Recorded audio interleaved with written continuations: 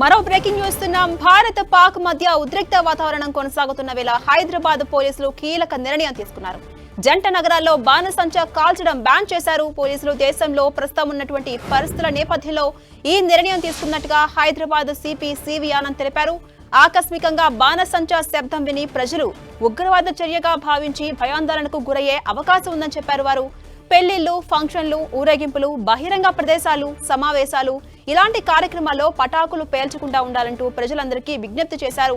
ప్రజల భద్రత దృష్ట్యా ఈ నిర్ణయం తీసుకున్నట్టు చెప్పిన ఆయన తదుపరి ఆదేశాలు వచ్చేంత వరకు కూడా ఈ నిర్ణయం అమల్లో ఉంటుందని చెప్పారు. కాదని ఎవరైనా ఆదేశాలు ఉల్లంఘిస్తే కఠినమైన చర్యలు ఉంటాయని సిపి సివి ఆనంద్ తెలిపారు.